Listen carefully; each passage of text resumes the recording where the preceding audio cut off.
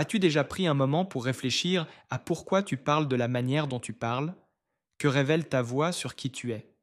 Imagine que ton accent, ton ton ou même ton vocabulaire influencent la façon dont les autres te perçoivent. Le philosophe Ludwig Wittgenstein a dit un jour: les limites de mon langage sont les limites de mon monde. Mais peut-être que cela va au-delà. Peut-être que la manière dont nous communiquons façonne réellement qui nous sommes au plus profond de nous-mêmes.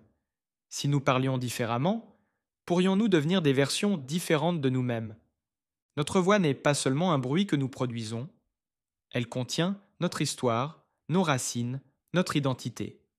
Elle peut être à la fois une clé qui ouvre des portes ou un mur qui nous exclut. Réfléchis-y.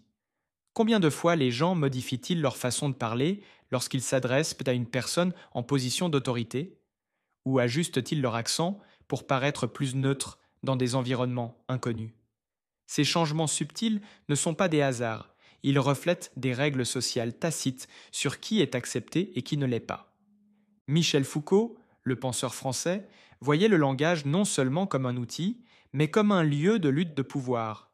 La façon dont nous parlons peut nous donner du pouvoir ou nous retenir.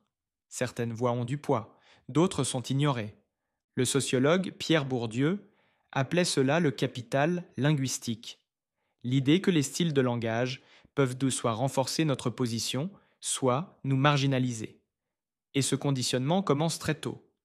Des recherches montrent que les nourrissons se tournent instinctivement vers des voix qui ressemblent à celles de leurs gardiens. Même très jeunes, les enfants ont tendance à se lier avec des pères qui parlent de manière similaire, privilégiant l'accent plutôt que l'apparence.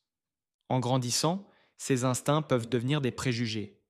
Les personnes qui parlent avec des accents régionaux ou étrangers sont souvent injustement jugées comme moins compétentes ou moins fiables, même lorsqu'elles disent exactement la même chose que quelqu'un d'autre.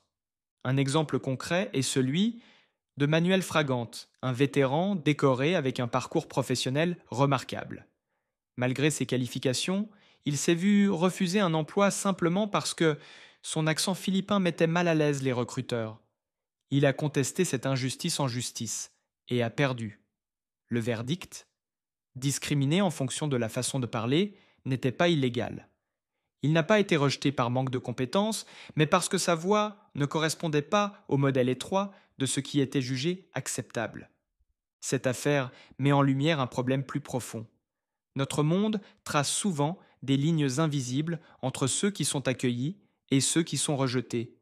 Et le langage est l'un des outils qu'il utilise. Jean-Paul Sartre a écrit un jour: l'enfer, c'est les autres, mais peut-être que ce qui est vraiment infernal, c'est quand les autres utilisent de nos propres voix contre nous. Frantz Fanon, philosophe et penseur anticolonialiste, a profondément compris cela. Dans ses études sur les sociétés colonisées, il a observé que le contrôle ne commençait pas seulement par les armes. Il débutait par l'effacement des langues natives. Les colonisateurs interdisaient les langues indigènes pour les remplacer par les leurs, remodelant la manière dont les gens parlaient afin de les déconnecter de leurs racines. Cette tactique s'est répétée à travers l'histoire. Sous l'apartheid en Afrique du Sud, durant la dictature de Franco en Espagne, où le catalan et le basque étaient réprimés. À maintes reprises, quand ceux qui détiennent le pouvoir veulent te dominer, leur premier geste est souvent de faire taire les voix du peuple. Mais si prendre la parole était en soi un acte de rébellion, la philosophe Judith Butler explore l'idée que le langage ne se contente pas de nous décrire. Il nous crée. Notre identité n'est pas quelque chose de figé, mais une performance que nous répétons sans cesse. Cela aide à comprendre pourquoi certaines communautés transforment leur manière de parler en une forme de défi. Pensez à la façon dont le rap a transformé des dialectes marginalisés en puissantes expressions de résistance, ou à la survie des langues autochtones aujourd'hui, malgré des siècles de tentatives d'effacement. La manière dont nous parlons peut signifier obéissance, ou déclencher la rébellion. Et dans cette lutte silencieuse pour la légitimité vocale, l'ère numérique réécrit les règles. Marshall McLuhan disait célèbrement « Le médium est le message », et cela n'a jamais été aussi vrai qu'en ligne. Internet mêle les dialectes, brise les anciennes normes et fait naître de nouvelles formes d'expression. L'anglais standard n'est plus la seule voix sur la scène mondiale. Les accents régionaux atteignent désormais des millions de personnes. Pour la première fois, ceux qui étaient autrefois réduits au silence se font entendre à grande échelle. Mais est-ce vraiment un progrès? Démantelons-nous les anciennes barrières ou érigeons-nous simplement de nouvelles sous des formes différentes? La théorie de la modernité liquide de Zygmunt Bauman nous invite à nous demander si nous devenons vraiment plus tolérants ou si nous adaptons simplement l'exclusion sous des formes plus flexibles et insaisissables. Au final, les mots de Nietzsche résonnent fort. Il n'y a pas de faits, seulement des interprétations. La façon dont nous parlons façonne la manière dont le monde nous perçoit. Et cette perception joue un rôle dans la formation de notre image de soi. Alors, la question est, si ta voix sonnait différemment, ta vie se déroulerait-elle autrement? Si la parole aide à définir qui nous sommes, que dit cela de l'identité elle-même? Est-elle quelque chose qui vient de l'intérieur ou quelque chose façonné par ce que les autres attendent de notre voix? Jean-Paul Sartre disait que le fait d'être vu par les autres nous transforme. Mais qu'en est-il d'être entendu par les autres? La réalité dérangeante est que personne ne parle exactement de la même manière en toutes circonstances. Nous changeons naturellement de ton, de rythme, voire de vocabulaire, selon l'endroit où nous sommes et les personnes qui nous entourent. C'est parce que le langage n'est pas seulement un moyen d'expression, c'est un miroir de notre désir d'appartenir. La linguiste Penelope Eckert a découvert que les lycéens parlaient différemment selon le groupe social auquel ils s'identifiaient. Les sportifs avaient un style, les marginaux un autre, alors qu'ils fréquentaient tous la même école. Ce qui changeait, ce n'était pas leur environnement, mais la version d'eux-mêmes qu'ils voulaient te montrer. Et ce type de changement de code ne s'arrête pas à l'adolescence. Au travail, un manager peut abaisser la voix pour montrer son autorité, tandis qu'à la maison, cette même voix peut s'adoucir. Ces variations sont liées à ce que Pierre Bourdieu appelait le capital linguistique, l'idée que la parole, comme la richesse ou l'influence, peut être une forme de monnaie sociale. Ceux qui parlent de la manière attendue ou prestigieuse bénéficient souvent d'une meilleure visibilité, d'une plus grande influence et d'une inclusion plus large. Pendant ce temps, ceux dont la façon de parler diverge de la norme peuvent se retrouver mis à l'écart, mal jugés, voire réduits au silence. Le problème, c'est que la norme elle-même n'est pas impartiale. Elle est le produit de l'histoire, façonnée pour servir des intérêts et des groupes spécifiques, souvent au détriment des autres. Un exemple puissant de cette manipulation s'est produit sous l'apartheid en Afrique du Sud, lorsque le régime a interdit les langues autochtones dans les écoles et imposé l'afrikaans comme langue principale. Il ne s'agissait pas seulement d'enseigner une langue différente, c'était une manière d'imposer la soumission, de façonner l'identité et d'effacer les racines culturelles. Une situation similaire s'est déroulée en Espagne sous le régime de Franco, où des efforts ont été faits pour supprimer les langues catalanes et basques. Lorsqu'une langue est réduite au silence, ce ne sont pas seulement des mots qui disparaissent, ce sont des histoires entières, des identités et des cultures qui sont effacées. Mais cette répression n'est pas toujours ouverte. Souvent, elle prend des formes discrètes et insidieuses. Pensez aux immigrés qui, dès leur arrivée dans un nouveau pays, sont immédiatement jugés sur leur prononciation, ou à un enfant qui entre à l'école et apprend que la manière dont sa famille parle à la maison est considérée comme incorrecte. Ces moments apparemment anodins transmettent subtilement une leçon dure. Toutes les voix ne sont pas également bienvenues. La philosophe Judith Butler décrit l'identité comme une performance, quelque chose que nous ajustons continuellement dans l'espoir d'être acceptés. Si c'est vrai, alors notre manière de parler devient une part essentielle de cette performance. Lorsqu'un jeune adulte part étudier ailleurs et revient en parlant différemment, ce n'est pas seulement son accent qui a changé. Il s'est transformé pour s'adapter à un nouveau contexte. Cette transformation est rarement consciente. Elle provient d'un besoin humain profond, presque inconscient, d'appartenir. Mais si le langage est un miroir de la société, que se passe-t-il lorsqu'il nous montre quelque chose que nous préférerions ne pas voir?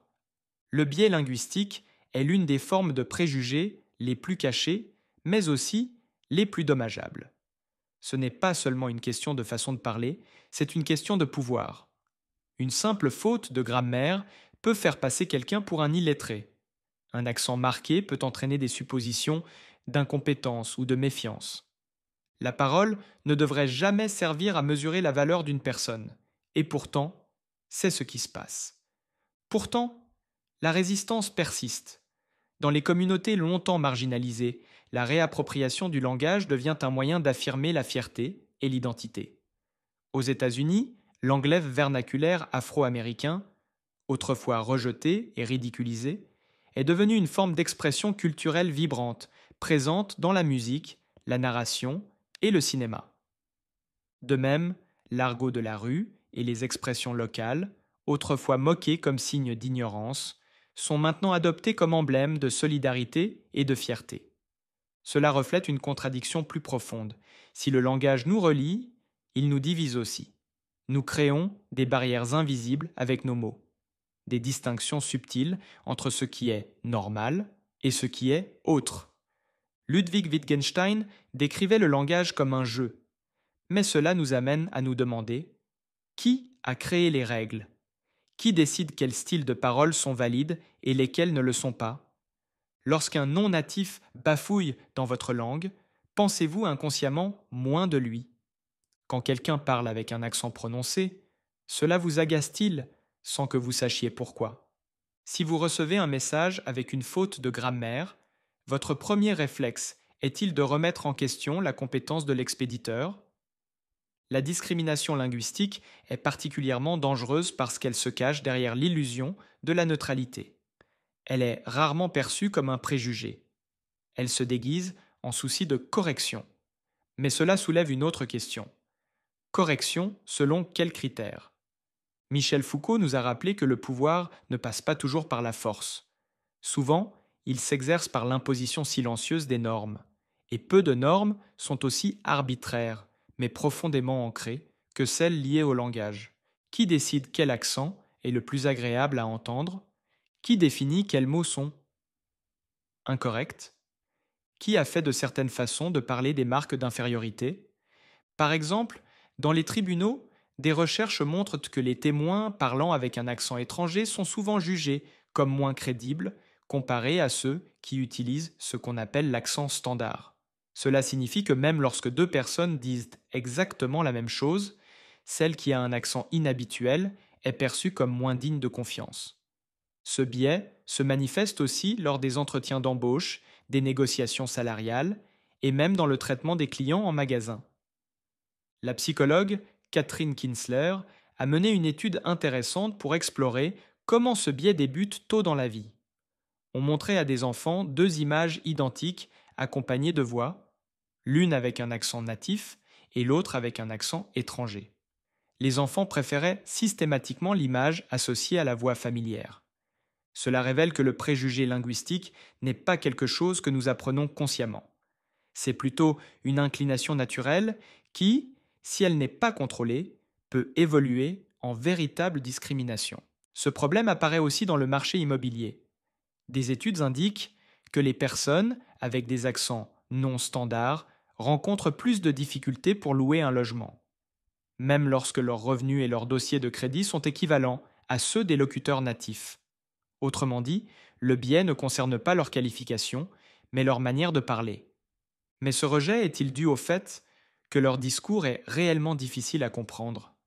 Dans la plupart des cas, la réponse est non. Dans une expérience, des étudiants universitaires écoutaient une conférence donnée par un professeur, puis devaient écrire ce qu'ils avaient compris. La moitié des étudiants pensaient que le professeur était natif, tandis que l'autre moitié croyait qu'il était étranger. Le son était identique pour tous, mais ceux qui croyaient que le professeur était étranger ont déclaré avoir eu plus de mal à le comprendre. Cela met en lumière une vérité inquiétante. Souvent, ce n'est pas la langue elle-même qui bloque la compréhension, mais nos propres préjugés. Si nous attendons de quelqu'un qu'il soit difficile à comprendre, nous construisons cette barrière avant même de lui laisser la parole. Ces préjugés frappent particulièrement fort durant l'enfance. Les enfants qui parlent avec des dialectes régionaux ou utilisent de l'argot sont fréquemment corrigés à l'école, comme si leur manière naturelle de parler était une erreur et non une simple variante linguistique. Progressivement, les enfants apprennent que leurs voix authentiques ne sont pas acceptées. Ils sont poussés à adopter des modes de parole qui ne leur sont pas naturels, tandis que les enfants, issus de milieux plus favorisés, voient leur façon de parler louée comme correcte. Pierre Bourdieu a appelé ce phénomène la violence symbolique. Lorsqu'un groupe impose ses normes culturelles comme les seules légitimes, amenant les autres à accepter cette hiérarchie comme normale. En conséquence, des millions de personnes dans le monde passent leur vie à tenter de changer leur manière de parler. Ils essaient de cacher leurs accents et de se conformer à ce que la société considère comme acceptable. La question qui reste est: pourquoi ne faisons-nous pas le contraire? Au lieu de forcer tout le monde à sonner pareil, pourquoi n'apprenons-nous pas à écouter avec plus d'ouverture? Cette idée est essentielle pour ce qui suit. Le langage n'est pas seulement un facteur de division, il peut aussi être un puissant outil de résistance.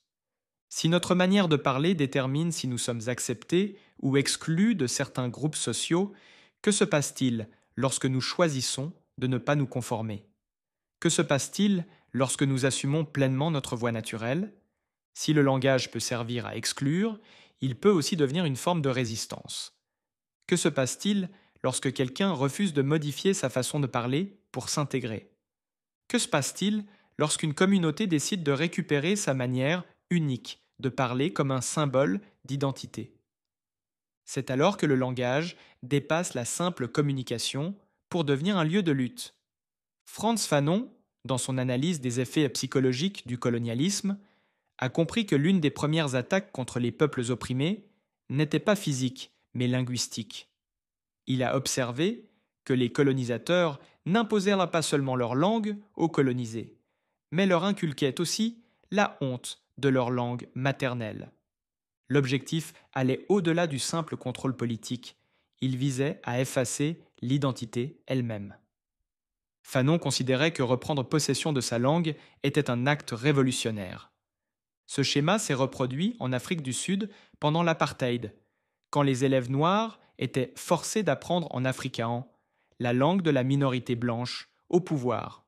En 1976, des milliers d'étudiants à Soweto se sont soulevés contre cette politique linguistique imposée, protestant contre l'interdiction d'être instruits dans leur langue maternelle. La répression violente du gouvernement a mis en lumière une vérité essentielle. La langue n'était pas une question banale. Elle était au cœur de l'identité, de l'appartenance et de la liberté. Une situation similaire s'est déroulée en Espagne sous le régime de Franco, qui a cherché à faire disparaître les langues catalanes et basques de la vie publique. Pendant de nombreuses années, parler ouvertement ces langues pouvait entraîner des persécutions. Pourtant, malgré la répression, les gens ont continué à parler, écrire et préserver leur langue. Aujourd'hui, après une longue résistance, ces langues non seulement ont survécu, elles sont devenues de puissants symboles de fierté culturelle et de défi. Mais les actes de résistance linguistique ne se produisent pas uniquement lors de grands bouleversements historiques. Ils ont aussi lieu dans la vie quotidienne, à travers de petits gestes, mais porteurs de sens. Aux États-Unis, l'anglais vernaculaire afro-américain, souvent appelé Black English, a longtemps été considéré comme une forme inférieure d'anglais, quelque chose à corriger ou effacer à l'école et au travail. Au lieu de disparaître, il a évolué à travers le rap, la littérature et le cinéma pour devenir une forte expression d'identité culturelle. Le même processus se produit avec les argots et accents marginalisés partout dans le monde. Pendant des années, le langage des marges était vu comme un signe d'ignorance, quelque chose à réparer. Pourtant, ces façons de parler perdurent, se transforment et deviennent souvent des emblèmes d'appartenance et d'empowerment. La philosophe Judith Butler propose que l'identité est une performance continue, quelque chose que nous jouons et renforçons sans cesse. Si tel est le cas, notre manière de parler n'est pas un simple trait accessoire, mais une expression délibérée de qui nous sommes et du groupe auquel nous nous identifions. Choisir de conserver un accent, un dialecte ou un ton particulier peut être une façon de déclarer « Je sais que tu veux que je me conforme, mais je ne le ferai pas ». La question cruciale est: cette forme de résistance sera-t-elle acceptée? Ou la société continuera-t-elle à pénaliser ceux qui parlent en dehors des normes dites correctes? La réponse pourrait bien se dessiner en ce moment même à l'ère numérique, où de nouvelles manières de parler remettent en cause les anciennes normes linguistiques. Cela nous amène à une question importante. Internet rend-il le langage plus inclusif ou crée-t-il simplement de nouveaux types de barrières? Pendant des siècles, les règles linguistiques étaient fixées par des autorités, académies de langue, gouvernements, institutions éducatives. Mais aujourd'hui, qui contrôle notre manière de parler?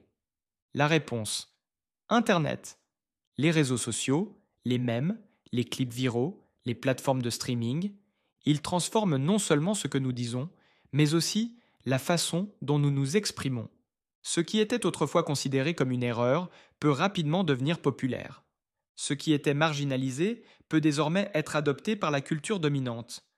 L'ère numérique abat les vieux murs linguistiques.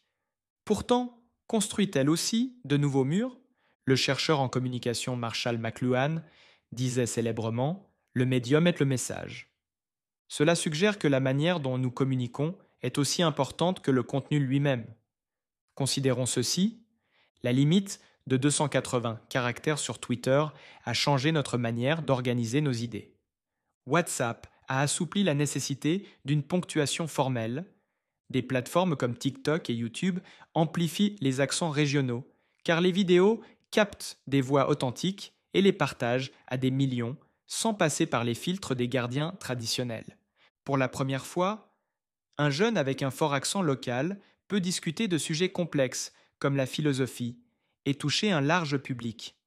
Un migrant peut créer une chaîne et gagner une reconnaissance bien au-delà de ce qu'un entretien d'embauche classique offrirait.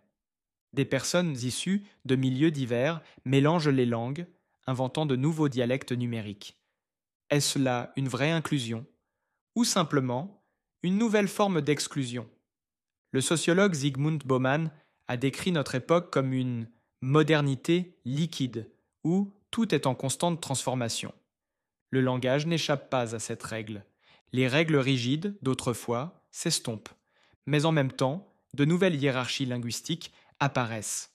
Dans le monde en ligne, ceux qui maîtrisent le langage d'Internet, mèmes, emojis, argot numérique, gagnent en visibilité. Ceux qui ne connaissent pas ces codes risquent d'être exclus. Il y a un autre problème. Bien qu'Internet donne voix à ceux qui étaient autrefois réduits au silence, les algorithmes des réseaux sociaux favorisent certains modes de parole. Les vidéos, avec des accents populaires, ont tendance à être plus exposées que celles avec des accents moins courants. YouTube a même été critiqué pour pénaliser les contenus de créateurs noirs et latinos, car ces algorithmes peinent à traiter leur façon de parler aussi facilement que l'anglais standard. Alors, avançons-nous vraiment vers l'inclusion, ou inventons-nous simplement de nouvelles formes de biais? Si les barrières linguistiques étaient autrefois géographiques, elles sont maintenant numériques. Si les normes linguistiques étaient autrefois dictées par les gouvernements, aujourd'hui, elles sont influencées par l'intelligence artificielle. Sommes-nous réellement en train de nous libérer des préjugés linguistiques, ou déplaçons-nous simplement la garde des portes vers des algorithmes? La réponse dépend peut-être finalement de la manière dont nous percevons le langage. Au final, les mots que nous choisissons et la manière dont nous écoutons décideront si nous construisons des ponts ou élevons de nouveaux murs. Mais qu'est-ce que cela signifie pour vous, personnellement? Votre voix, la façon dont vous parlez, vous rapproche-t-elle des autres ou crée-t-elle une distance? Cela nous mène à la question finale. Si la manière dont nous parlons façonne notre identité et notre avenir, alors qui devenez-vous lorsque vous choisissez de parler exactement comme vous le souhaitez? Puisque la façon dont nous parlons influence la manière dont les autres nous perçoivent, quelle liberté avons-nous vraiment d'être nous-mêmes? L'identité est-elle simplement quelque chose de flexible, modelé par ce que la société s'attend à entendre, ou y a-t-il quelque chose de fondamental dans notre voix? Qui, si elle changeait, altérerait qui nous sommes au plus profond de nous? Le philosophe Friedrich Nietzsche disait qu'il n'y a pas de fait absolu, seulement des interprétations. Peu de choses illustrent cela mieux que le langage lui-même. La même phrase peut inspirer lorsqu'elle est prononcée par une personne, et tomber à plat quand elle est dite par une autre. Les mêmes mots peuvent te sembler dignes de confiance ou suspects. selon celui qui parle. Parler, ce n'est pas juste partager une information, c'est une affirmation d'existence. Ce que nous avons exploré ici montre que le langage est un espace de lutte, un filtre invisible qui décide qui appartient et qui est exclu. Certaines voix sont amplifiées, d'autres sont réduites au silence. Certains accents sont loués, d'autres sont rejetés. Certaines manières de parler inspirent le respect, d'autres provoquent la moquerie. Mais il y a un incroyable pouvoir chez ceux qui gardent leur voix, même sous la pression de changer. Il faut du courage pour parler authentiquement, même en sachant que cela peut fermer certaines portes. Parce qu'au fond, l'identité ne se résume pas à s'intégrer, c'est être vrai. Alors maintenant, je vous demande, parlez-vous pour être entendu ou pour être accepté? Si votre voix changeait, seriez-vous toujours vous-même? Si vous êtes resté jusqu'ici, cela signifie que ce sujet a résonné en vous, d'une manière ou d'une autre. Peut-être vous a-t-il rappelé un moment où votre façon de parler a été jugée, ou peut-être vous a-t-il rendu conscient que vous aussi avez jugé les autres par leur manière de parler. Quoi qu'il en soit, cette réflexion ne s'arrête pas là. Elle continue en vous. Elle résonne dans vos moments quotidiens, dans la façon dont vous vous entendez, et dans la façon dont vous écoutez les autres. Je me souviens avoir vu une fois une camarade de classe se présenter lors d'une réunion avec un professeur. Elle avait complètement changé sa façon de parler. Abandonnant son ton naturel, riche en argot et expressions de quartier, pour adopter un style formel, presque robotique. Plus tard, elle m'a dit qu'elle sentait qu'en parlant normalement, elle ne gagnerait ni respect ni sérieux. Ce moment est resté gravé en moi. Il ne s'agissait pas seulement de changer sa voix, c'était une lutte plus profonde entre identité, acceptation et appartenance. Combien de fois avons-nous ressenti le besoin d'adoucir, modifier ou ajuster notre façon de parler simplement pour être acceptés? Mais si c'était l'inverse qui devait se produire? Et si l'espace autour de nous s'ouvrait et accueillait la variété des voix, au lieu d'exiger que tout le monde sonne pareil? C'est pourquoi je tiens à vous remercier d'être resté jusqu'à la fin, d'avoir pris le temps de réfléchir à quelque chose qui peut sembler aussi simple que le langage, mais qui est en réalité l'un des outils les plus puissants dont nous disposons, la capacité de révéler qui nous sommes au monde. Merci de faire partie de ce dialogue, de contribuer à bâtir un espace où les idées circulent librement, où les mots deviennent plus que des sons. Ils deviennent des passerelles vers une compréhension plus profonde. Avant de terminer, je vous demande une dernière chose. Écoutez. Écoutez les voix qui vous entourent sans préjugés, sans vous précipiter pour juger. Écoutez au-delà des accents, au-delà de la formalité ou de la familiarité. Écoutez ce que les gens veulent vraiment exprimer.